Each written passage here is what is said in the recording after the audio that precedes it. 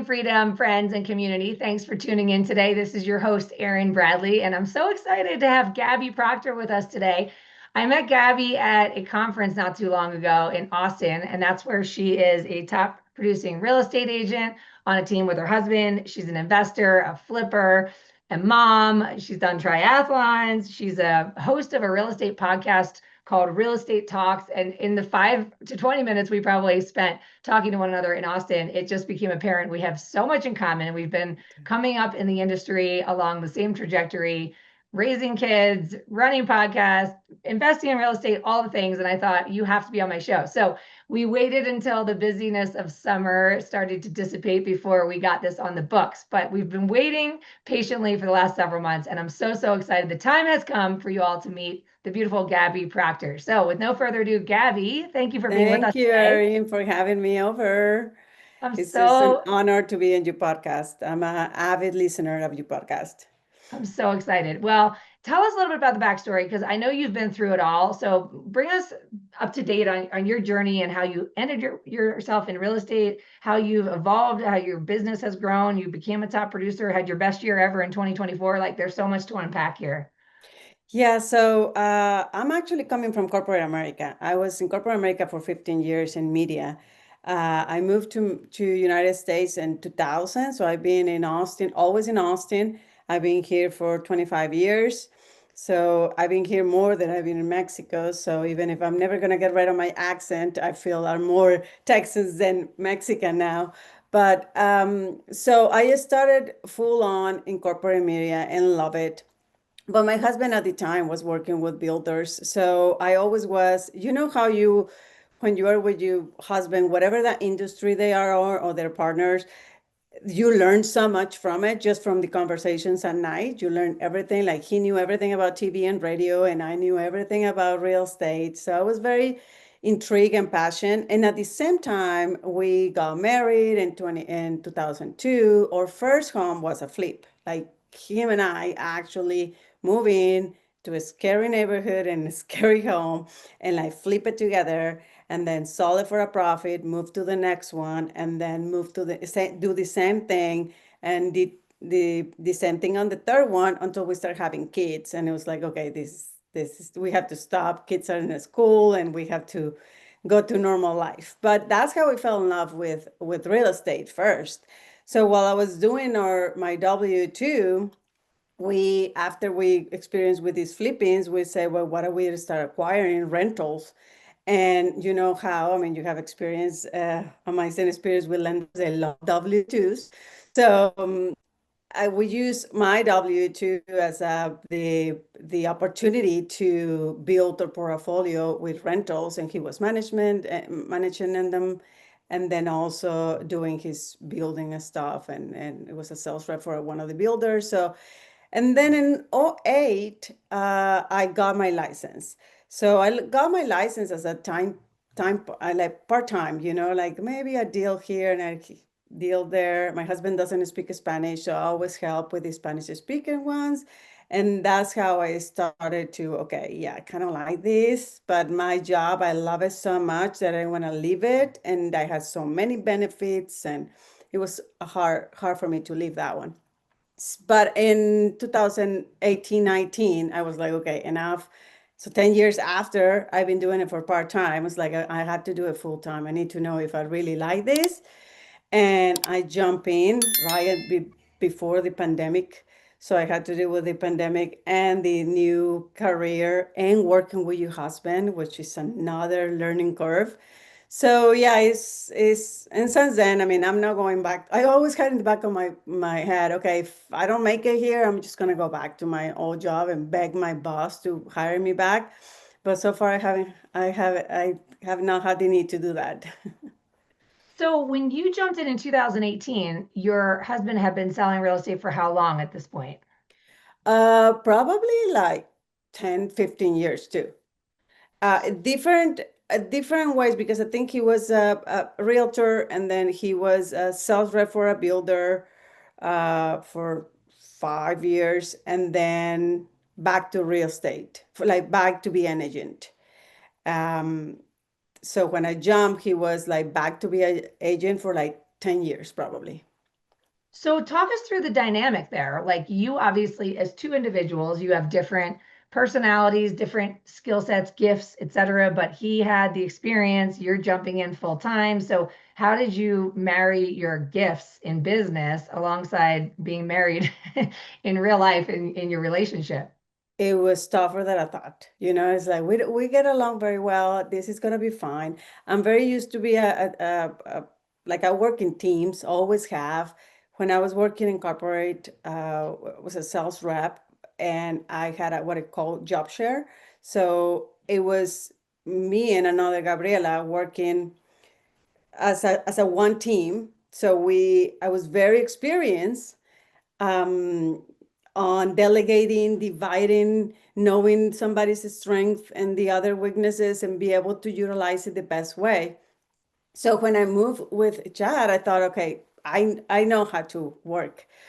But when you work in a different personality and then you don't clock out, you just move to the living room and then to the dining and start making dinner. And then we have to talk about what's going on with our daughter and what are we going to address that.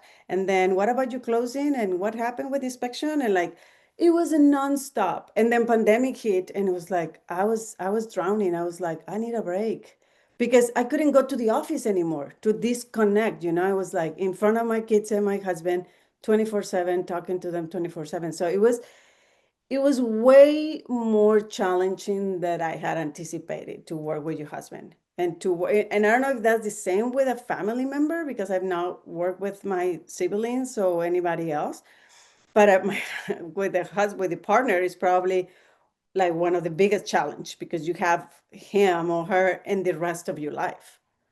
So yeah. Yeah, so talk us through how you worked through that because obviously time has evolved. So 2020 rocks your world. And then 2024, when a lot of real estate professionals were struggling, ended up being your best year. So you must have found some kind of way to organize your gifts and bring them together to create harmony in order to grow this thing, right?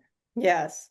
And I think we kind of took time to learn each other's strength. Like I love marketing, that's my background. So I took over the role of the marketing and the social media and what I need to be doing. If we need to be doing videos, and he hates that. He doesn't like to be in camera, so I had to force him. Um, and then he's a dual type of person, so he took a long time for me begging and begging and begging for us to bring a transaction coordinator on because he wanted to have his hands on in every single step of the way. And it's like, we cannot grow. So he kind of let it go a little bit on that side. And I think I let it go a little bit and decide that I wanted to like I'm like a go go go go go go go go go. Let's do that. Let's sign up for this. Let's be in that magazine. Let's do that. Like I wanted to do everything, and because I was new to the business, I wanted to experiment with everything. And it's like, no, let's take it slow. We actually had that experience with our side investments when rentals. We've been doing a very slow and steady acquiring property. So he is very like that. It's like I'm not gonna sprint. This is a slow marathon. We are gonna be in this business for a while. We don't need to be rich. We don't need to be top producers of the. Let's take it slow. So I had to calm down myself, and I think he kind of like, okay, I'll do the transaction coordinator thing, and I'll do. So it's been a little take and give, like of what I know is he's fine with it and what I'm fine with it. And then we also have different type of things. So we have our own clients, and then we have clients that work in common. So when we work in common, we already know who is doing what. Like I'm doing all the repairs, staging, like I'm making sure the house is ready. Working with the contractors, and he's very good at paperwork and documents and making sure compliance is on time and like all that. So we kind of on those deals that we work really together, we have found our groove Yeah. So then do you market yourselves as individuals or as a team? as a team. Okay. And As what a team. And then I do have the Spanish podcast. I mean, Real Estate Talks is fully Spanish. So I do have a lot of videos in Spanish. So we attract Hispanics and I mean, in Texas, a lot of the Hispanics are bilingual, so they don't care if they work in English or Spanish most of the conversation. So it's kind of like a bilingual thing, but I also use my Spanish a lot. So it's Texas, so it's like Yeah. everybody's like my marriage. I love it. So when you came along and you decided to bring some innovation to the marketing and the videos and all this, talk us through the strategy that you found to be effective for you as a marketing strategy when you started to like really put yourselves on the map.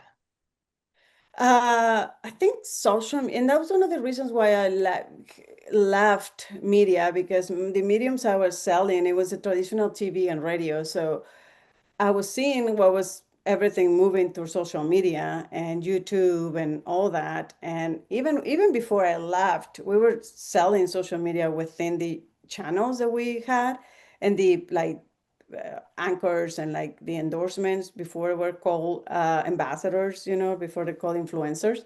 But so I kind of knew that. And again, it's my background. So I always see media as, it doesn't matter where, I mean, marketing, it doesn't matter what you are. Like, you have to be a marketing person or a marketing brain, and then whatever you are, like a marketing brain, and then a lawyer, a marketing brain, and then an agent, a marketing brain. And because even lawyers and doctors, they put in videos out there right now. They trying to find this connection with their audience. So agents, we probably were one of the first ones who were putting ourselves out there, because they were more like happy go-getters and they didn't care much. For a lawyer, it might be harder to put themselves in camera, but nowadays you have every single industry doing it. So videos was the first Yep. one. Facebook a lot. We push Facebook a lot because he is heavily Facebook. I'm more Instagram. So it's like, let's find your people where you are. So we did a lot of Facebook, and then we did the Instagram thing. Then I started my podcast, and those videos were also used for that. So I don't think it's like one thing. Again, I like to do all, and sometimes that's my biggest weakness, that I want to do a little bit of everything. But I see my future client or my future customer, the person I want to work with, as myself. I'm in everything. Like, I watch the video if I need to learn something on YouTube. I see Instagram. If I need to connect with family members, I go to Facebook, like it's just different things for different, LinkedIn. So we're trying to cover all the aspects of marketing. It's so interesting because just yesterday on one of our group coaching calls, we did a deep dive on the importance of your personal brand. And your personal brand is your reputation. And I was telling them that I had somebody follow me on Instagram and send me a message about connecting, about coaching or whatever. And I went to their Instagram feed and I could only find still images of houses and pictures of the person. It was like, but where are you? I want to like Oh, who are you? Yeah, yeah, yeah. I want to figure The out if we're voice. Mhm. yeah. And I want to know your energy and I want to know your personality and I want to know if we're going to be a match. And it's so it was a bit of a tough love call yesterday because there's still a lot of people that are in hiding right now. And I can't believe it. Like if someone's listening right now, this is your tough love is like you got to stop being a secret agent because the first thing people do when they're referred to you is they look to find you. And what a gift for someone to find me online and decide they don't like me. And I never have to have that uncomfortable experience of having them tell me they've chosen somebody else. Like, why would I if someone's going to shop around, why not let them shop around online? Then by the time they call you, they are ready to go. Like they're excited to work with you because they've gotten to know you a little bit online, right? Totally, totally. Yeah, well, that was one of my things that I always talk to Chad about it, because like, we have a lake house and he loves the lake. And we have helped a lot of neighbors find lake property, because they have seen that we are at the lake all the time, that we like to spend time in the lake. He's always fixing things at the lake.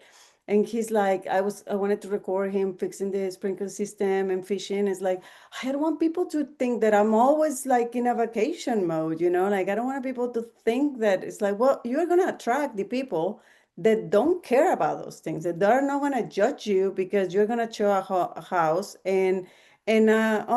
with a hat instead of a suit. You want to attract the people that will be like you. And same thing with me. Like I always have this insecurity about my accent. So it took me forever to do my first English video. I was doing a lot on Spanish and I didn't have a problem with that. But when I moved to English, I was like, oh my God, I cannot pronounce that. And even, these caption things, it was a struggle because they never understand what I was saying. So I had to redo everything myself. And it was like, oh my God, if the AI is not understanding me, you think people out there are gonna understand me? But anyway, so it was like, okay, I have to understand. And it was a brainwash. I have to understand that the people that I want to attract is the people that don't care that I have an accent. They know that they know that I'm not knowledgeable. Probably they also have Hispanic culture or immigrant background. It doesn't have to be Hispanic. It's a lot of Indian because we are very tech heavy in Austin. A lot of Asian people moving to Austin, and they becoming our clients because they kind of see how I live two worlds.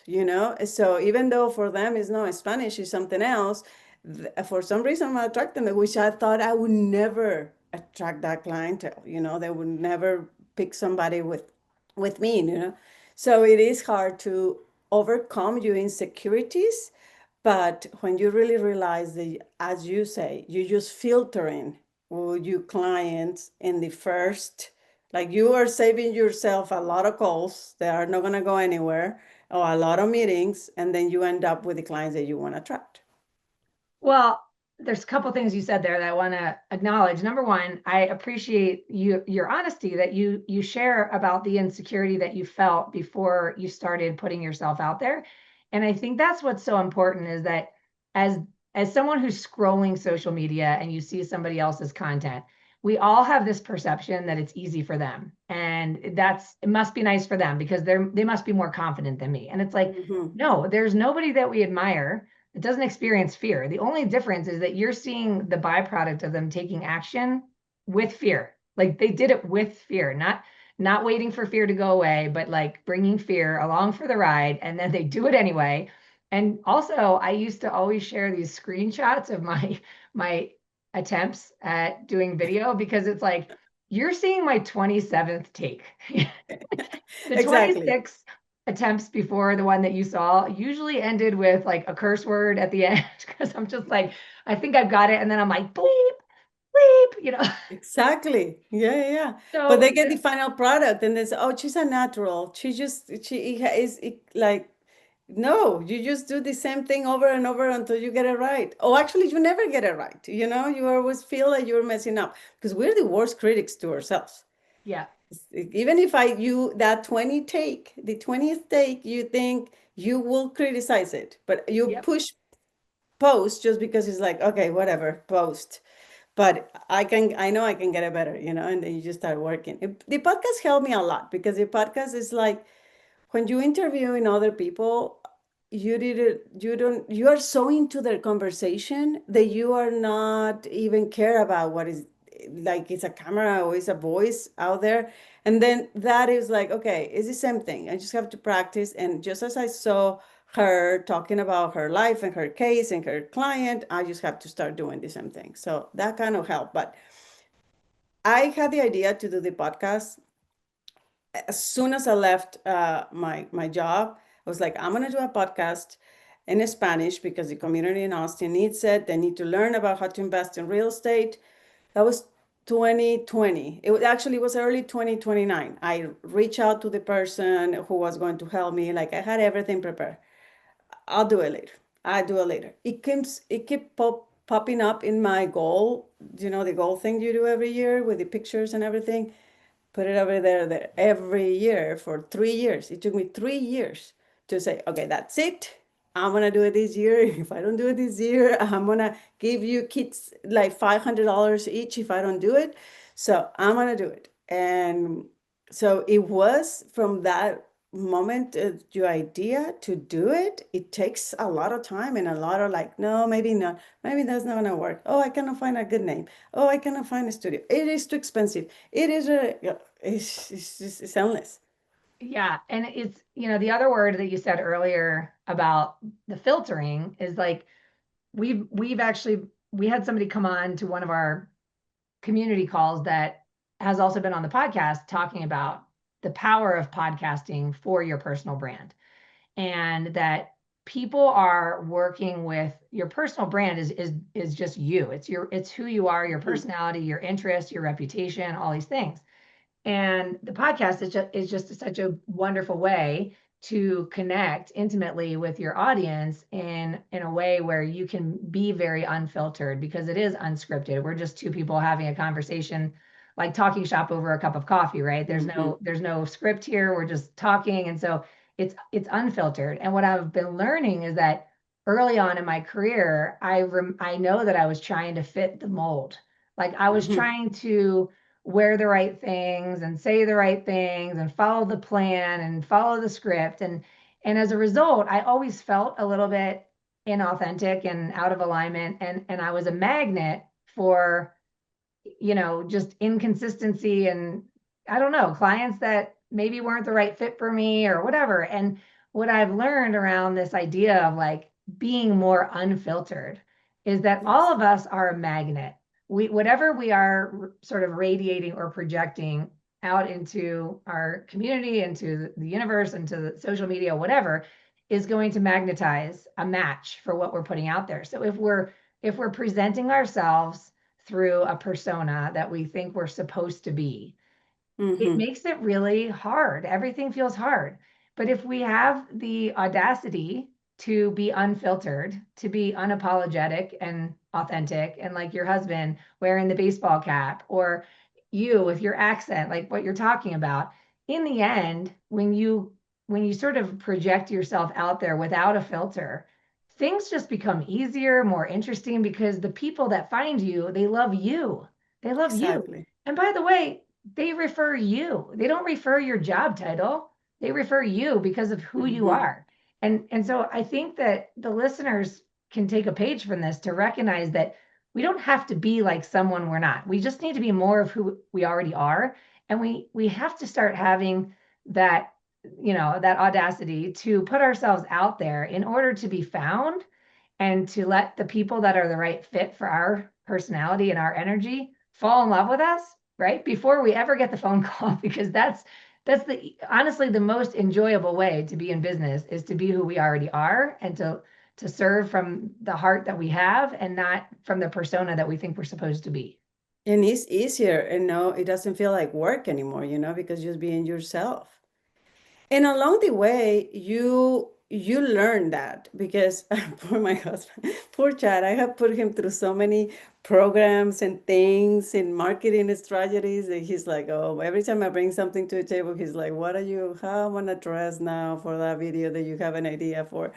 But I remember there were some things that we did that it wasn't a good fit, some of those videos with a green screen and like, if you're thinking about buying a house, and there's some successful people out there doing it. So that was my take. It's like, oh, they doing it. I want to do it like that. Or let's experiment. And it's two people, so it will be good for you and I. And let's do it. And we did it. We spent a lot of time and money and takes, and then the product came out, and it felt that unease, like that is not even me. I don't even talk like that, like I'm so like like from a script type of thing. But okay, let's post it. Even those I posted them, and then we had a conversation and just like, I'm sorry, but I hate them. That's not me. And it's like, you know what? Yeah, it kind of hurts to say, okay, I spent all that time and all that money to figure out that's not me, but it is part of it. To do okay, but that probably just a phone in a selfie or me recording you fixing the AC from one of the rentals and explaining people might work out, and that feels more us. So you kind of learn who you are throughout experimenting and messing up. Yeah. Well, also, all of this is so powerful to share with anybody listening. I have been reading a book called Wealthy and Well Known by Rory and AJ Vaden. They're a married couple. And this book just came out in 2025. And it's all about, building your personal brand. And one of the things that they say is that all the parts of my past are important and not to be forgotten. or dismissed as they've helped shape me into the person I am today, but some are no longer relevant to who I am. And the goal with your personal brand is to help someone who is somewhere you once were. So, Mm-hmm. meaning if you're going to help people buy their first home because you once remember buying your first home, and maybe you were worried and you were insecure and you were scared, and because you remember that feeling, the challenges you faced in buying your first home, you're very equipped to serve someone going through that because you can relate to that. Or maybe it was when you started buying investment properties and now you're passionate about helping others invest in real estate. And so because you remember the mistakes that you've made, you can help others avoid your mistakes. And so all we're doing is we're taking our experience and we're not judging the things that we did wrong, right? Or the mistakes that we made. We're using that to help somebody else. And that becomes the brand. Like your service to others from a place of truth is what you've experienced becomes what you can help others do or avoid, right? So it's all good. Exactly. Exactly. Yeah. Yeah. And as you mentioned, same with investments, because we have clients, I think it's half and half. Half are investors, half have like homeowners who are just buying their first or second home or their lake home. But the investors, I think the way or the reason why we is when they also learn from us either by a referral or in social media, but they see us as investing like we are hands-on, like we know. And then we haven't been afraid to talk about the one house that we bought that we shouldn't bought. So like when you are honest with them and stop trying to say, oh, I'm this successful person with this portfolio and this many rental homes and these many mistakes. I mean, like if you show them that you also have you've done mistakes along the way, and big ones and costly ones, and still believe in the industry and believe in real estate as wealth and what is it called, like patrimonio for your family, is I think honestly you can read honesty, and you attract more people by being honest, because they are like, well, you are like that even with all your mistakes, you are like that even with that mistake, you still believing in it, might as well, even if I'm have a mistake, I will do the right decision. So I don't know, I feel like it's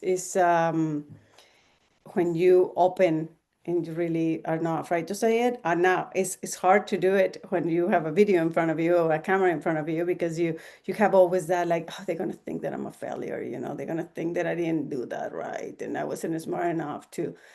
But we all may, I mean, that's real estate or any industry. I mean, you cannot have 10 homes and 10 homes being a win. It's always Yeah. going to be something. Yeah, 100%.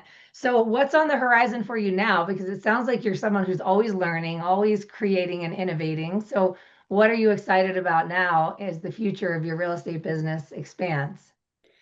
So we will continue to do the podcast. That's another thing that you always like. You know how hard it is. It's a lot of work and finding the right guests. Ours is mostly in Spanish, but we also have English speaking people, because it's hard to find those experts in specific niches. But we also are thinking about partnering to with a company who is very successful in subject to. So we might go more into the subject to world and helping people learn about subject to and how to invest. Uh, but I always say realtor is my like it's my day job. I always have something going on in the side, but yeah, we will continue to we're trying to continue to serve clients and continue to attract clients and help them. I feel like now, because we are in the stages of becoming empty nesters, we are attracting more empty nesters, and because we feel their pains and their needs and everything. So that's probably one of our goals on the realtor side. I love it. Well, I love all of the things you shared today because I feel like the honesty is so empowering for someone listening who's maybe been feeling a little bit bashful or worried about what people think. It's like, you know what? Your cheerleaders are always rooting for you. So continue to be yourself and put yourself out there because you're a match for your people and you'll be a magnet for them the more visible you become and the more unfiltered you become. So I love how you've continued to put yourself out there and grow and expand and innovate. And I just appreciate you sharing your story today, Gaby. No, and thank you, Erin. Thank you for allowing me to share it here with you. And to all my listeners out there, thank you as always for tuning in. You know how much I appreciate you being here. If it was your first time here, make sure to go back and binge all the old episodes. And if you find additional value, please be sure to subscribe, share the episode if you know someone needs to hear this message, and be sure to leave that 5-star review because it helps us continue to attract amazing guests like Gaby and help this content get found so more people can build a life you don't need a vacation from. I love you, I appreciate you, and we'll see you next time. Thank you. Si llegaste hasta aquí es porque te gustó la información y estás interesado en invertir en real estate en Estados Unidos. Para esto hemos creado un entrenamiento que te va a simplificar este camino, ya sea que seas un inversionista por primera vez o que seas un inversionista sofisticado. En la descripción de este episodio está la liga que te llevará a este entrenamiento. O bien búscanos en Instagram como @invierte_con Lala y Gaby y comenta con la palabra invertir en cualquiera de nuestras publicaciones y así te mandamos la liga a este entrenamiento. Muchísimas gracias por habernos escuchado. Nos vemos en el siguiente. Escucha un episodio nuevo de Real Estate Talks cada semana. En tu plataforma favorita para escuchar podcasts. Ponte en contacto con nosotros en lalaygaby.com.